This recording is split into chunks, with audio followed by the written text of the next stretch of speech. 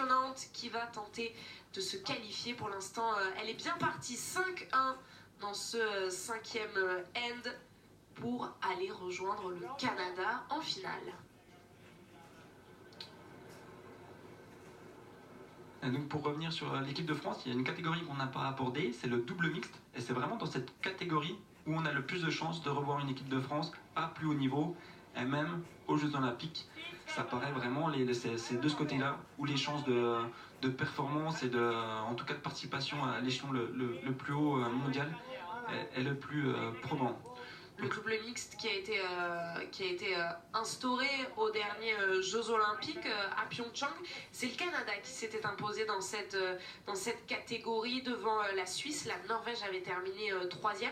Et on peut peut-être expliquer aux téléspectateurs en quoi ça consiste exactement le double mixte. Donc le double mixte, donc, un homme et une femme qui vont lancer 5 pierres.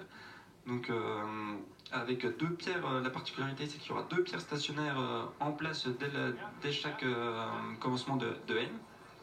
Donc après les règles sont identiques et ça permet vraiment d'avoir une osmose, de créer une équipe beaucoup plus facilement et d'atteindre un niveau international beaucoup plus aisément. Donc là on a la chance d'avoir 2 équipes nationales qui performent régulièrement sur les World Tours.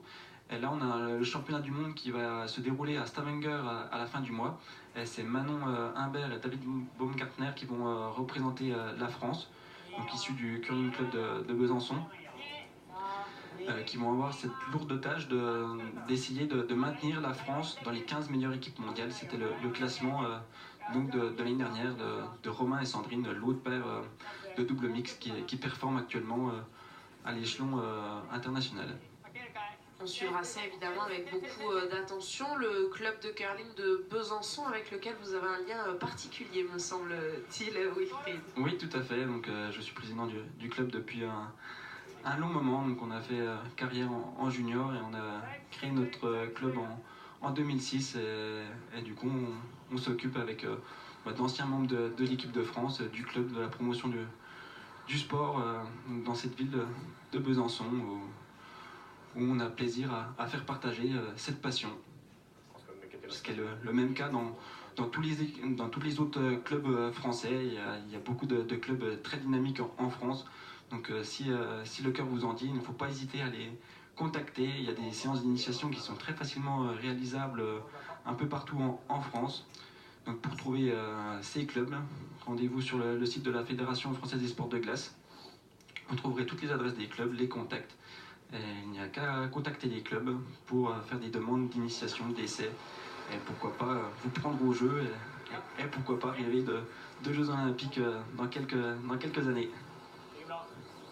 Et on espère en tout cas que la retransmission de ces magnifiques championnats du monde, avec un nouveau coup magnifique de Niklas Edin, le capitaine suédois, va créer quelques vocations.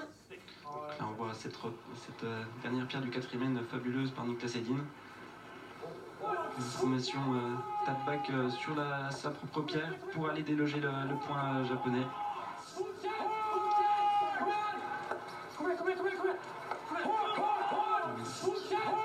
Avec les balayeurs qui s'employaient pour garder la pierre rouge la plus droite possible, on voit qu'elle avait une trajectoire très très curviligne.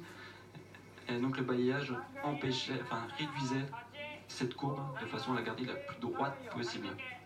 C'était incroyable, on l'a vécu tout à l'heure. J'espère que vous n'avez pas raté ce coup mémorable de Niklas Edin. On en vivra d'autres à coup sûr dans cette demi-finale. C'est bien le 5e end qui nous occupe actuellement.